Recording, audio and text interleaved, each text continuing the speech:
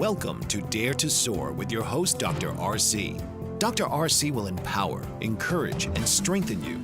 She will help you to soar to your highest potential while instilling hope. Please welcome the host of Dare to Soar, Dr. RC.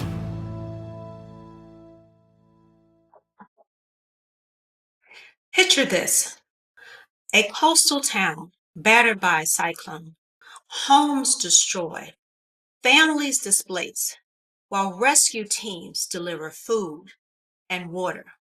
Thousands sit in limbo, driven by fear, grief, insomnia, uncertainty. There's no therapist in sight, no psychological first aid, no safe space to express anguish. What if I told you that this scenario isn't an exception, but it is all too common, and that in these moments, mental health is often ignored until it's too late? Good Saturday morning, Eagle family. I am Dr. RC, host of Dare to Soar, and of course, that is where you're tuned in this morning. In this solo special episode, we're going to explore access to mental health in disasters and emergencies as it becomes a lifeline and not a luxury. This morning, the purpose of the show, my Dare to Soar show, when crisis calls, ensuring mental health access in disasters and emergencies. It is to shine a light on the global light of what it means to be in the most urgent situations that are yet often overlooked. Dimensions of humanitarian responses. The right to mental health care in times of crisis. Each year, millions, and I do mean millions of individuals and families are affected by wars and natural disasters, public health emergencies, and forced displacement. While governments and aid organizations race to provide food, water, shelter, and psychological assistance, while wounds are left behind, frequently untreated, not to mention anxiety, trauma, grief, all are left unaddressed. They're lingering for years and years to come, long after the headlines fade away. You see, this show this morning was created to amplify, to create awareness, to inspire to the advocacy that's needed, and to spark action as well. It will explore how access to mental health services becomes not just a medical need, but a moral responsibility during times of catastrophe. Through research based information, insight, and real stories from affected communities and solutions that are grounded in social work values, this episode will emphasize a couple of things that I'd like to highlight this morning. Healing that must begin the moment crisis strikes, not after it ends.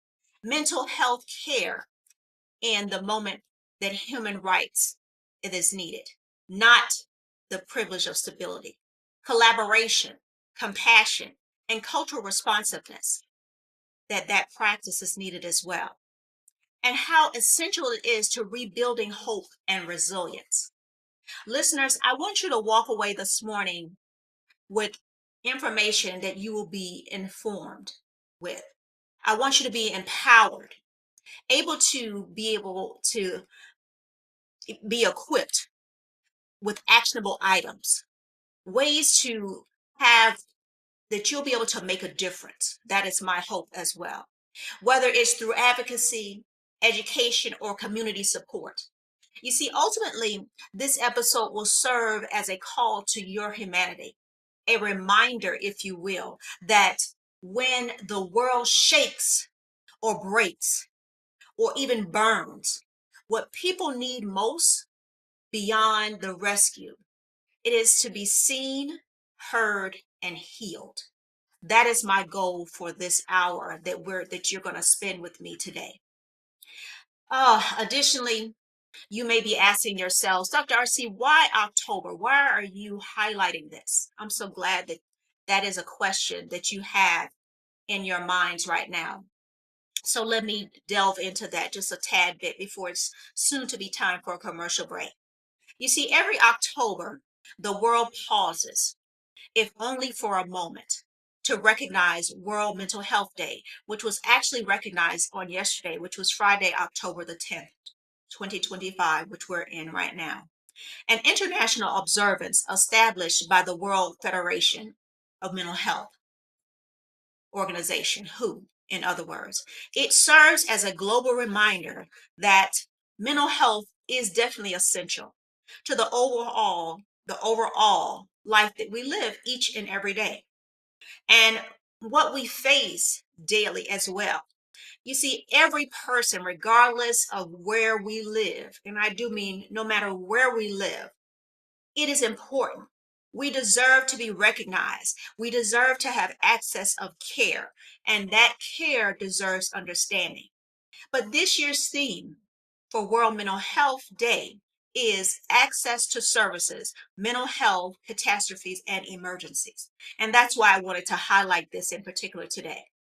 It's not just a slogan, and it's definitely not. It's a call to action. And let me say that again. It's just not a slogan, it's a call to action. Excuse me, because the truth of the matter is that disaster, and I do mean disaster, in the moments of disaster, when it happens, the world feels like it's actually collapsing. And I know that each and every one of you can feel that. When we think about what's happening across the world, the globe today, in society today, when you turn on the news, when you open up a newspaper, if you're still looking at newspapers, you feel everything that's happening. So the need for mental health support is critical. The support surges while access to that support often seems like it's disappearing. And we have to call attention to that. I'm going to leave you with that for right now. It's time for a commercial break. Don't go away. I'll be right back. Dr. RC will share extraordinary resources and services that promote educational success, as well as making a difference in the lives of all social workers, as well as the lives of children, adolescents, and teens of today. She will have open discussions addressing many of the issues that we face about our youth and how being employed in the uniquely skilled profession of social work for over 18 years has taught invaluable lessons through her personal experiences. She will also provide real-life facts, examples, and personal stories that will confirm that why serving as a child advocate is extremely beneficial when addressing the needs of the whole child. Listen live to Dare to Soar, Saturdays 10 a.m. Eastern, as Dr. RC will provide thought-provoking information that will empower, encourage, and strengthen students, families, and communities across our nation. You can also visit her at soarwithkatie.com. Author, radio show host, and coach John M. Hawkins reveals strategies to help gain perspective, build confidence, find clarity, achieve goals. John M. Hawkins' new book, Coached to Greatness: Unlock Your Full Potential with Limitless Growth, published by iUniverse. Hawkins reveals strategies to help readers accomplish more. He believes the book can coach them to greatness. Hawkins says that the best athletes get to the top of their sport with the help of coaches, mentors, and others. He shares guidance that helps readers reflect on what motivates them, rediscover and assess their core values, philosophies, and competencies, find settings that allow them to be the most productive, and track their progress towards accomplishing goals.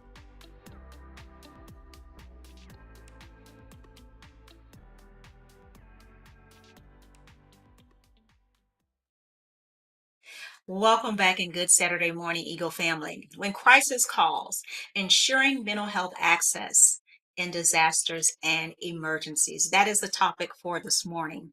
I have been giving you just a tad bit of information on the topic, and I want to continue on as I deliver this empowering and eye-opening message. So as I continue on, we are living in a time where crises are multiplying. and overlapping, if you will.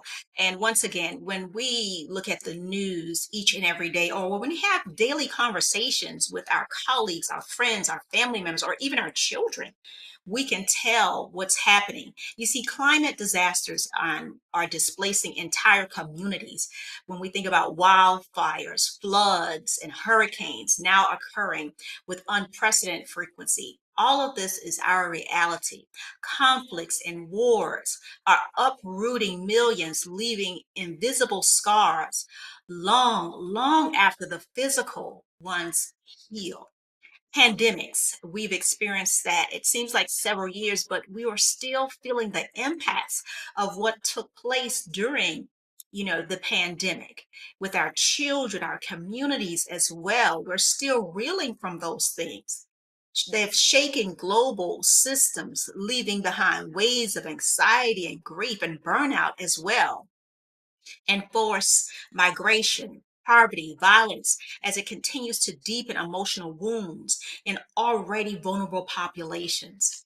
You see, these crises, they just don't exist in isolation. They do not. It's not in one state or another state, it is across the globe that we're experiencing this. They intersect and compound, magnifying distress across generations and borders. When homes are lost and families are separated and futures become uncertain, mental health becomes both survival need and social justice issues. That's why October matters. That's why I could not allow this time to go past without bringing this forth, bringing this message forth, creating awareness, and bringing my voice forth for advocacy. This month serves as a powerful platform to educate, to mobilize, and engage as well communities around the world to say clearly and collectively that mental health must be integrated into emergency response plans, every recovery effort, in every humanitarian framework. It cannot be the last consideration, especially when we talk about food, water, and shelter. It must be woven into each and every foundation and how we rebuild lives. As a social worker and advocate, if you're a global citizen, and I know all of us are, this is our moment. This is our moment to elevate awareness beyond conversations, to transform empathy into structure and compassion into coordinated care. Because when crisis calls, and it is calling, access to mental health, it isn't an option, it's life saving. And we are in the business of saving lives. When we look at, you know, the global data and landscape, I want to just share some information with you because it is important, it is key. We have to ground this in hearts and facts. And that's what I want to do in the next few moments, because behind every number, there's a name, there's a story, and there's a struggle for survival. And it truly is. There's a connection there. Now, according to the World Health Organization, and guys, I love to bring you statistical data because I believe in that connection. So you will be able to circle back around and find information for yourselves as well. Now, according to WHO, more than 1 billion people across the globe are living with a mental health condition. Just imagine that. That's roughly 1 in every 8 people. Those are mothers, fathers, children, teachers, health workers, neighbors in every corner of the world. Now, imagine what happens when crisis strikes. Now, whether it's through armed conflict, natural disasters, pandemics, or humanitarian emergencies, mental health becomes an urgent priority. Yet the very systems that are designed to protect people often collapse right when they're needed most. The World Federation for Mental Health estimate that the emergencies almost affect experience psychological distress experiences psychological distress. That is so powerful. The fear, displacement, and uncertainty of this that accompany crisis, events can trigger acute emotional reactions such as anxiety, depression, grief, post traumatic stress, and even psychosis, particularly among those already facing poverty or instability. This is what is actually happening. I'm not making this up. I'm giving you factual information. Among populations that are exposed to war and armed conflict in the past decade, I'm giving you research, statistical information that is true. And research shows that approximately 22% of those people develop depression, anxiety, and post traumatic stress, PTSD.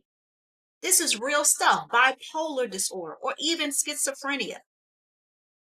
This is real information. And that's why it's important to have discussions. And I know when we talk about mental health, it's sometimes like a taboo, a conversation that many don't want to have.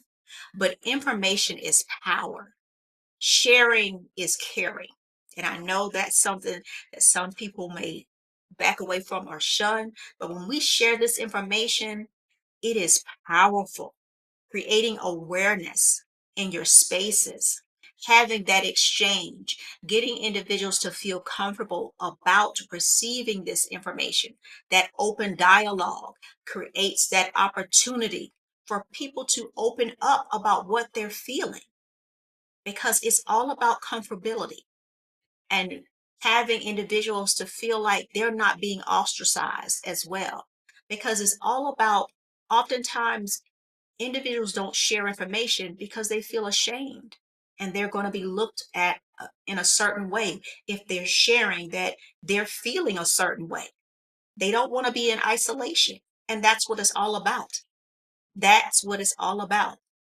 We want them to feel comfortable. We don't want them to be a part of this 22%. We don't want them to feel like they're feeling anxious or anxiety alone.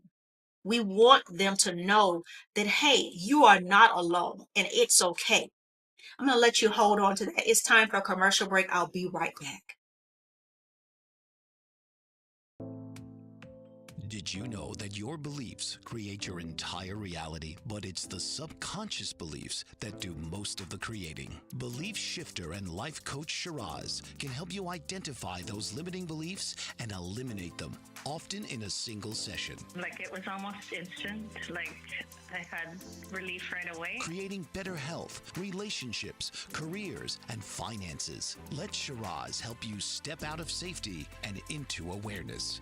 Definitely something's happening. It's like a flow inside. You know, it feels good. Whether in person or online, Shiraz provides personal coaching, belief shifting. Visit Shiraz at energeticmagic.com or call 416-529-7429. Energetic Magic. Find your greater happiness. Be well. Be aware. Be magical.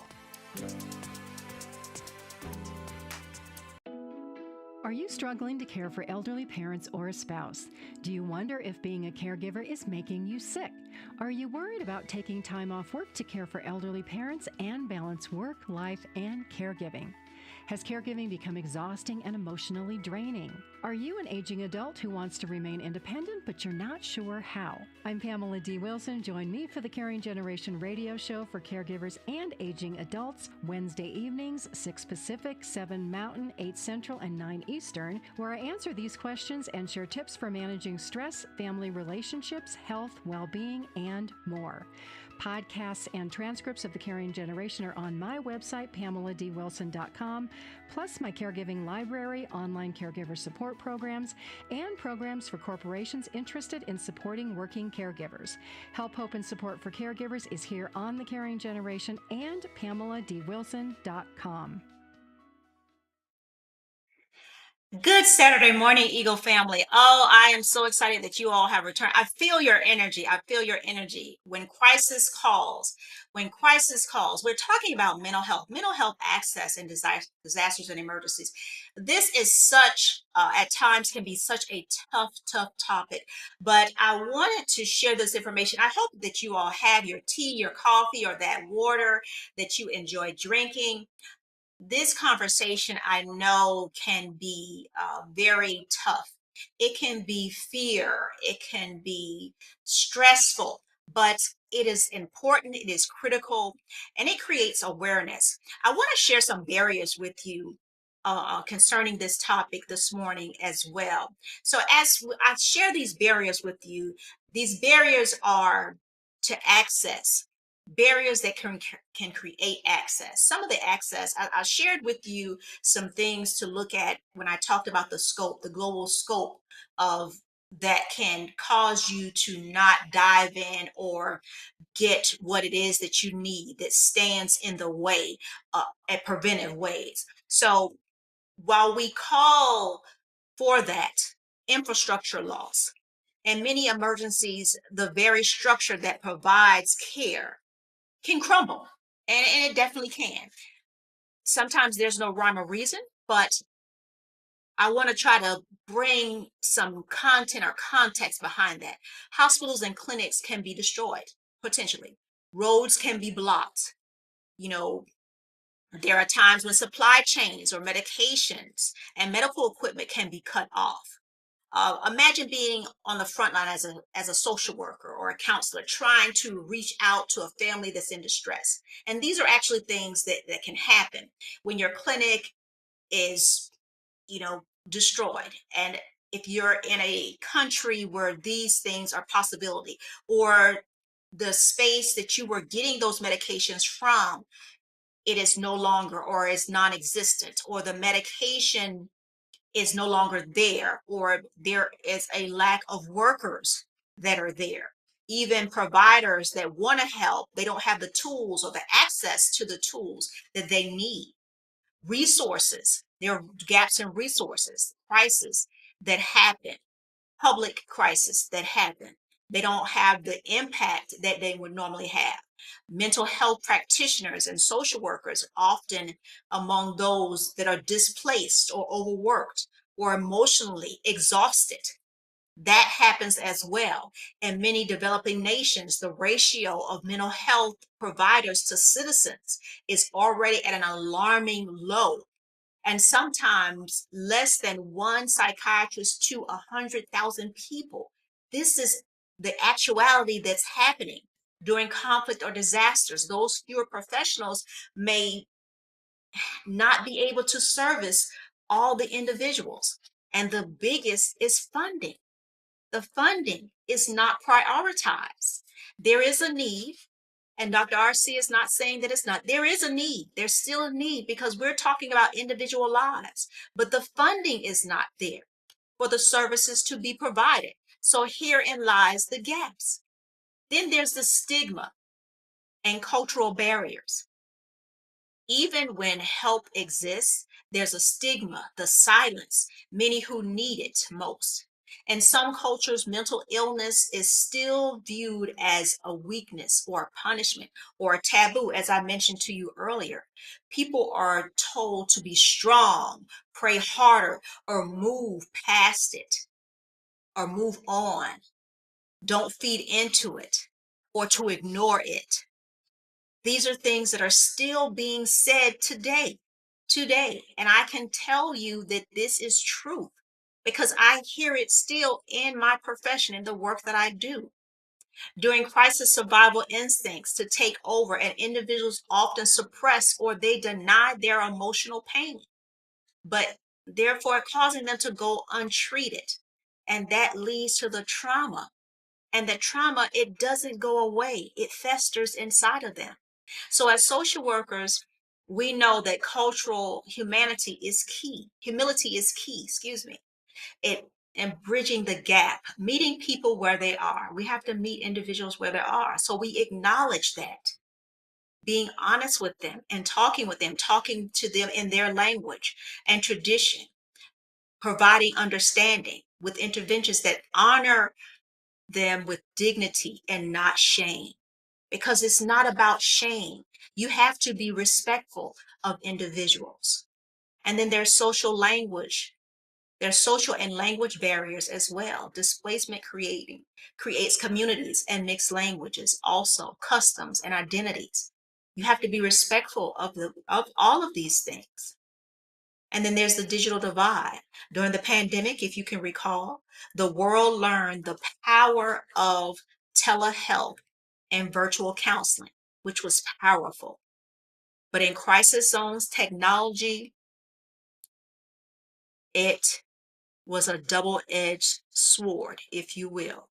When the internet access was limited in many areas, you may have lived in a very rural area where there may have not been enough towers, if you will. And if those towers did not serve or were not able to reach in those arenas, then you were not able to receive telehealth services.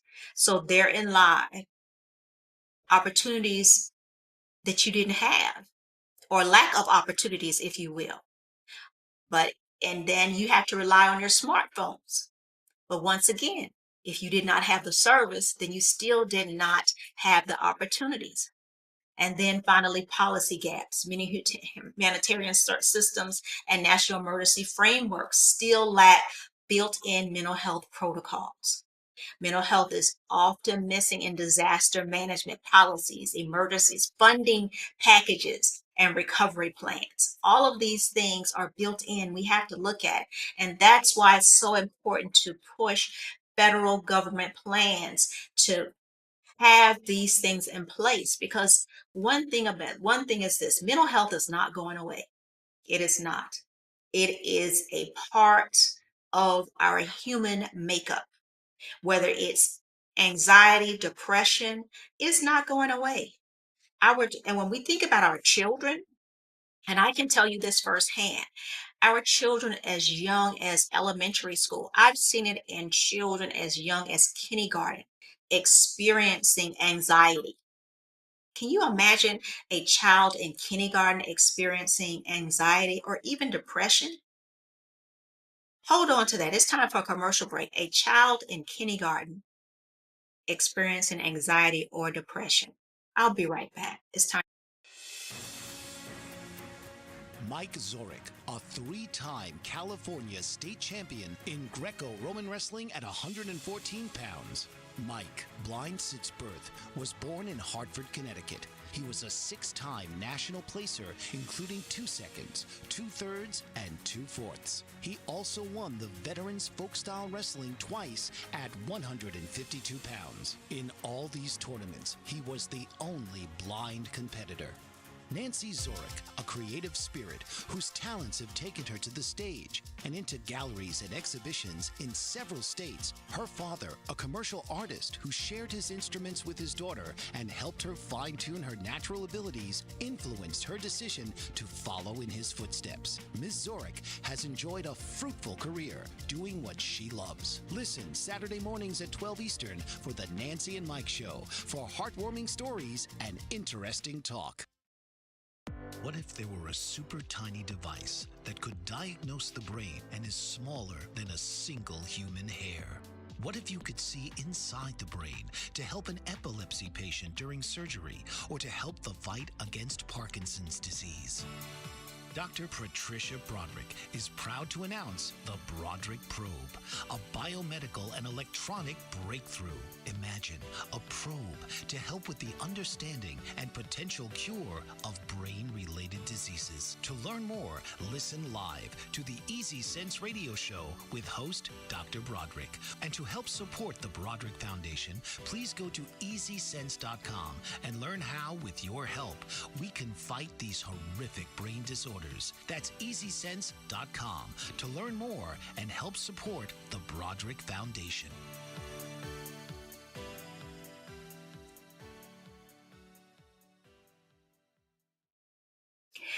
Good Saturday morning, guys, and welcome back once again. I am Dr. RC, and yes, of course, this is Dare to Soar. When crisis calls, ensuring mental health access in disasters and emergencies. I want to wrap up when I was speaking about the barriers. I want to share this with you. You see, each of those barriers, or each of the barriers that I share, tells the same story. And that story is that mental health is too often treated as secondary, But in reality, it's fundamental to recovery. It's fundamental to recovery and resilience.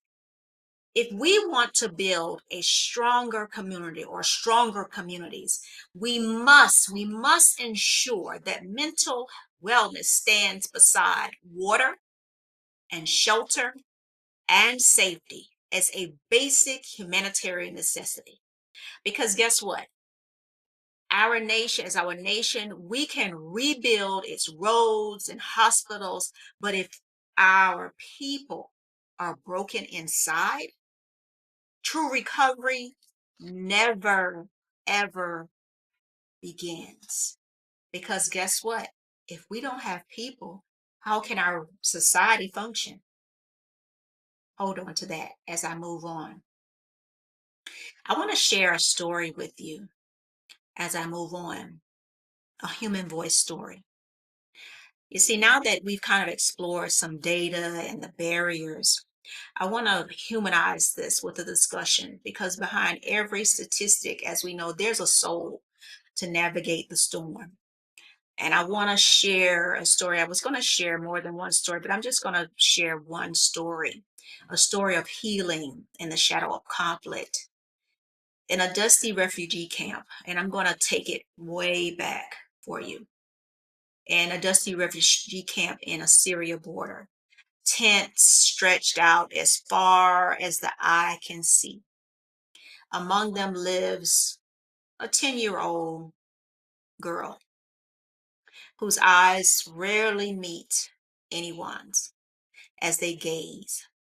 Each night she wakes up screaming, reliving the bomb that took her home separated from her father. A volunteer social worker, trained only in basic psychological support, tries to help her. She sets up a safe tent for her, a makeshift space where children draw pictures to express feelings. But this 10-year-old has no access to medication, no team of counselors, and no private rooms. She works till dawn to dark, listening, comforting, holding space for trauma far bigger than the space or resources. You see, the camp and the clinic has one psychiatrist for nearly 10,000 residents. 10,000. Supplies are scarce. Burnout is high, as you can imagine.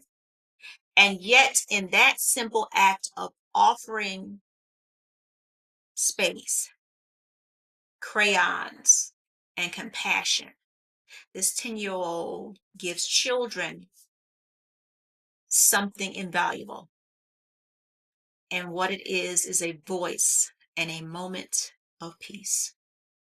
Her story reminds us that in places where professional care is absent, human connection becomes therapy. And it's important to make human connections because that creating space is where we're honoring those voices that need to be heard.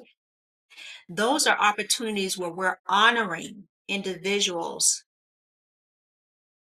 that time to feel safe. So we've honored the opportunity for that 10-year-old girl to say thank you with her heart and not always with her voice, because she may have not been able to verbalize it, but she was able to acknowledge that someone cared about her. And that in itself was powerful. It's stories like this that say there was compassion there. There was a listening ear when it was needed. There was an opportunity for a story to be shared. And there was an opportunity for her to heal in a time when she thought that healing was not possible. And there was a time for her to connect with someone when she may have felt that there was no connection to be made. And this is why caring about mental health or someone's mental health is so key and so important. And although this may have been a 10-year-old child, this could have been a 15, a 35, a 65, a 75, or a 101-year-old individual. And the scenario could have played out a little differently, but the fact remains that mental health is real and it's quite serious, and we have to pay attention to it. We can't push it to the side and we can't ignore it. Because although it was 10, think about a 10-year-old holding on to something of this magnitude that could have grew into a teenager or adulthood that could have festered in and never been addressed.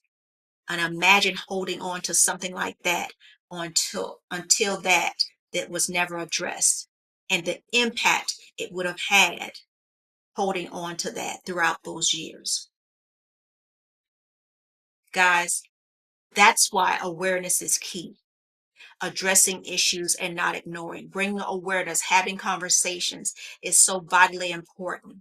When crisis calls, ensuring mental health access in disasters and emergencies is so, so important.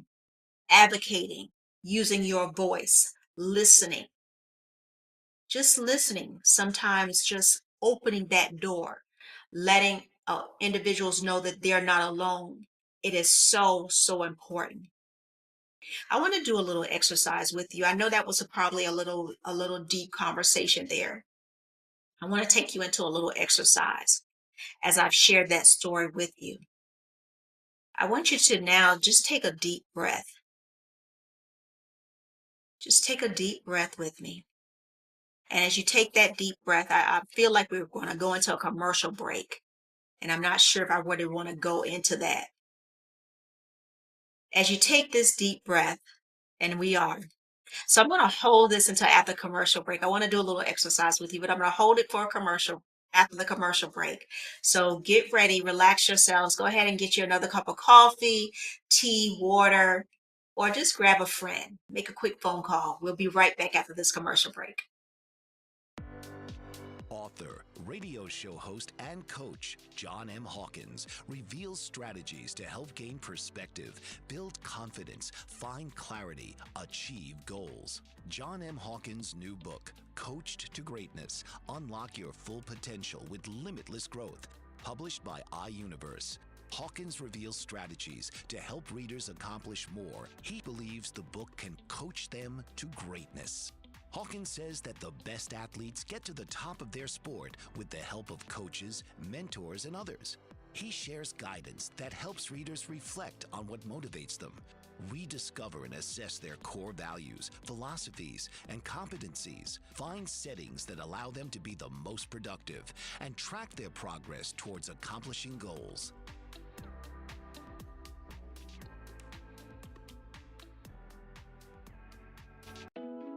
Are you struggling to care for elderly parents or a spouse? Do you wonder if being a caregiver is making you sick? Are you worried about taking time off work to care for elderly parents and balance work, life, and caregiving? Has caregiving become exhausting and emotionally draining? Are you an aging adult who wants to remain independent, but you're not sure how? I'm Pamela D. Wilson. Join me for the Caring Generation radio show for caregivers and aging adults, Wednesday evenings, 6 Pacific, 7 Mountain, 8 Central, and 9 Eastern, where I answer these questions and share tips for managing stress, family relationships, health, well-being, and more. Podcasts and transcripts of The Caring Generation are on my website, PamelaDWilson.com, plus my caregiving library, online caregiver support programs, and programs for corporations interested in supporting working caregivers. Help, hope, and support for caregivers is here on The Caring Generation and PamelaDWilson.com. Welcome back once again, Eagle family. Oh gosh, right before the break, I was going to take you into a reflection. And I'd like to do that right now. I know that I went a little deep with you on a story, but it was needed. I needed to bring you in to give you some reality to in touch to just let you know how or show you to bring some awareness to what actually occurs. So I did that, but right now, as I said, I want to give you some reflection here. So now I'd like to just do this with you. I want you to relax yourselves where you are, if possible. If you're driving, please, please, please don't do this because I don't want you to get into an accident or anything like that. But I like you, if you can, take a deep breath. And I just want you to pause for about 2 moments and center yourselves into the spirit of resilience that lies within each of us, that lies within each of us. I want you to, if you're able to sit comfortably, or if you're standing, just stand comfortably for, it's only going to take a few moments. I want you to inhale through your nose slowly for a count of 4. 1, 2, 3, 4. Hold it gently and exhale through your mouth. 1, 2, 3, 4. Feel your shoulders release. Now I want you to picture yourself standing on solid ground, even if the world around you feels shaky. Now, as you're doing that, whisper this affirmation. Even in crisis, I can find calm. As you breathe, think about one word that describes what resilience means to you. Maybe it's faith, family, strength, or community. Hold that word in your heart. Now reflect on this. In your community, what would the biggest barrier to mental health support during a disaster?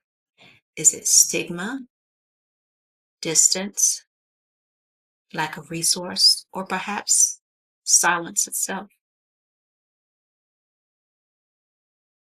I invite you to share your thoughts with me on my social media using hashtag Dare To Soar, hashtag mental health in crisis, because you see, awareness begins when we dare to speak truth out loud.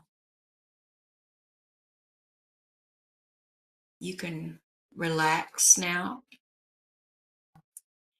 and we can move on. It's important sometimes to do some self-reflection, to center ourselves and bring ourselves back to a space to understand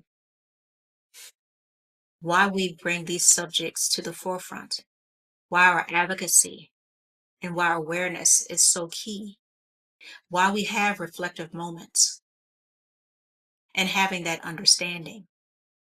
We have to remember, remember, remember, and remind ourselves at the same time, and remind those around us that they're not alone, and remind ourselves at the same time that we're not alone, because we're going to have highs and lows in our lifetime. We are. We're human beings. It's going to happen.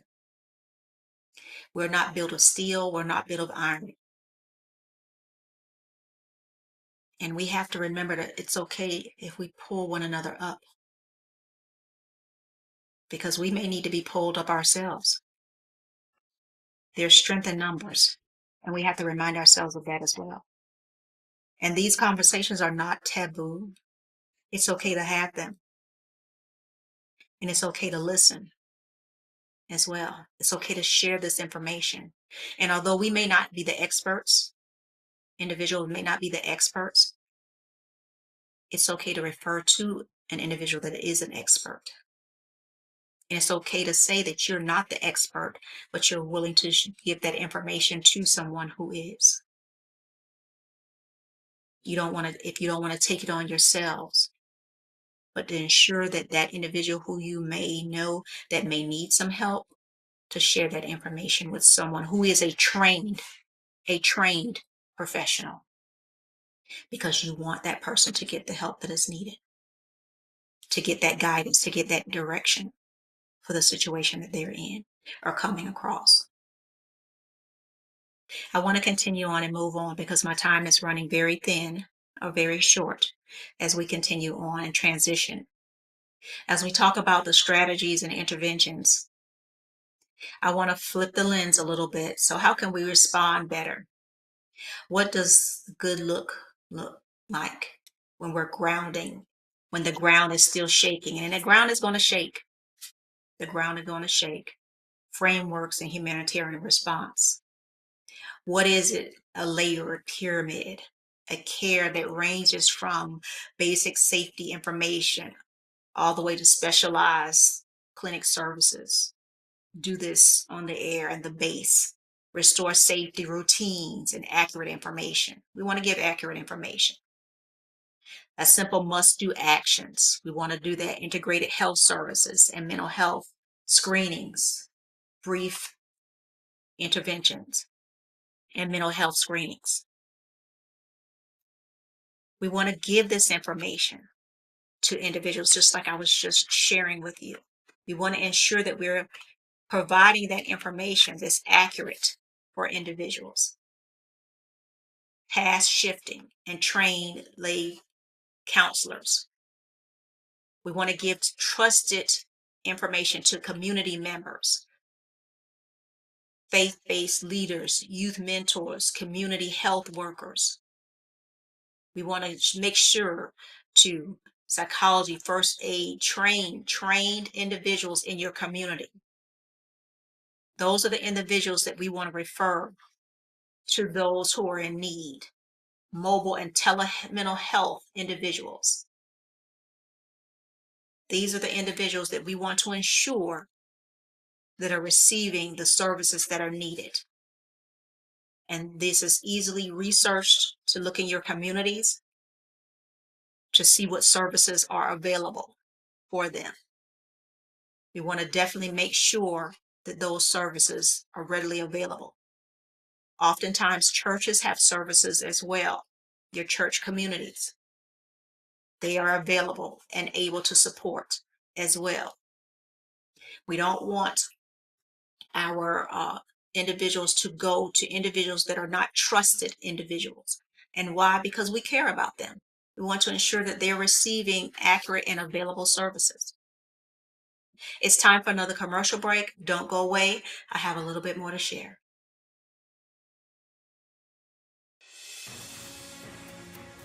Mike Zorek, a three-time California state champion in Greco-Roman wrestling at 114 pounds. Mike, blind since birth, was born in Hartford, Connecticut. He was a six-time national placer, including 2 seconds, 2/3, and 2/4. He also won the Veterans Folk-Style Wrestling twice at 152 pounds. In all these tournaments, he was the only blind competitor.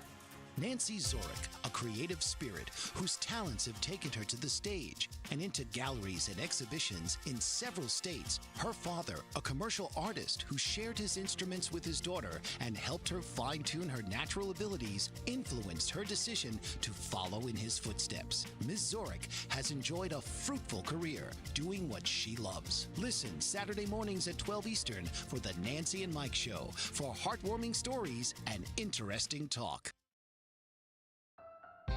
Dr. RC will share extraordinary resources and services that promote educational success, as well as making a difference in the lives of all social workers, as well as the lives of children, adolescents, and teens of today. She will have open discussions addressing many of the issues that we face about our youth and how being employed in the uniquely skilled profession of social work for over 18 years has taught invaluable lessons through her personal experiences. She will also provide real-life facts, examples, and personal stories that will confirm that why serving as a child advocate is extremely beneficial when addressing the needs of the whole child. Listen live to Dare to Soar, Saturdays 10 a.m. Eastern, as Dr. RC will provide thought-provoking information that will empower, encourage, and strengthen students, families, and communities across our nation. You can also visit her at soarwithkatie.com.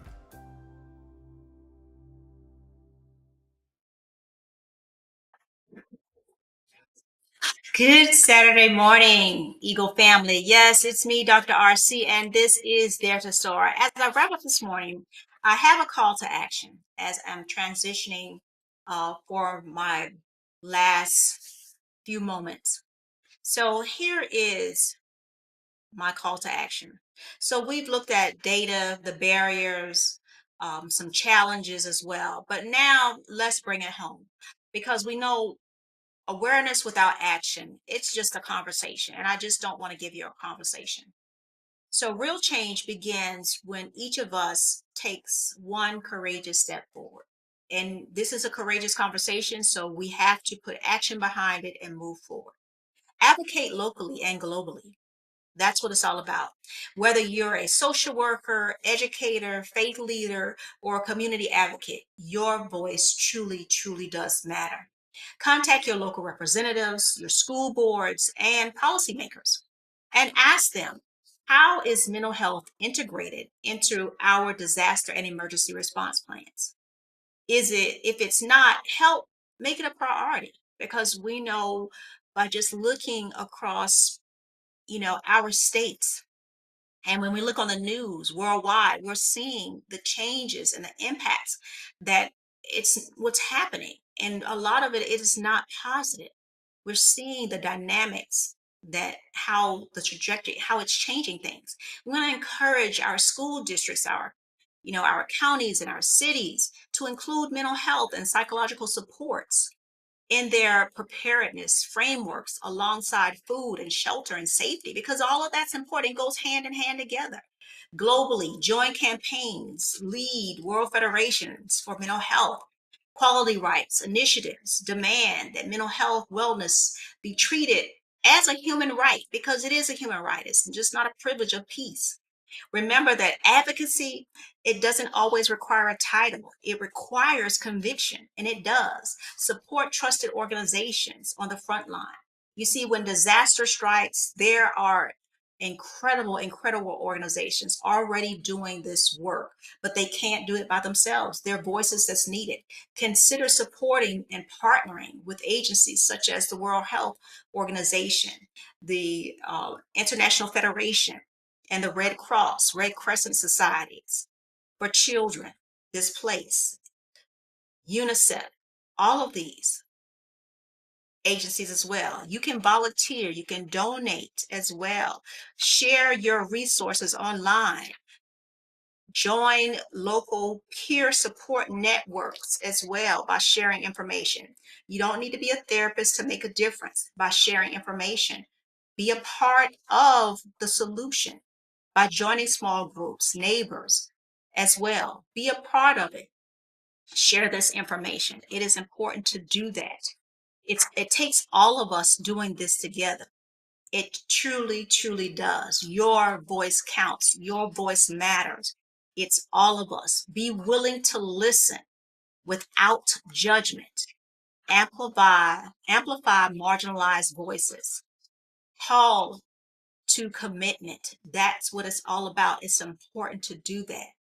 Signing mental health advocacy petitions, sharing resources on social media as well. Your voice matters. And I can't say that enough. Your voice definitely, definitely matters. Be that listening ear. Pay attention to do that. As we move towards the closing, know that I want to leave you with this vision.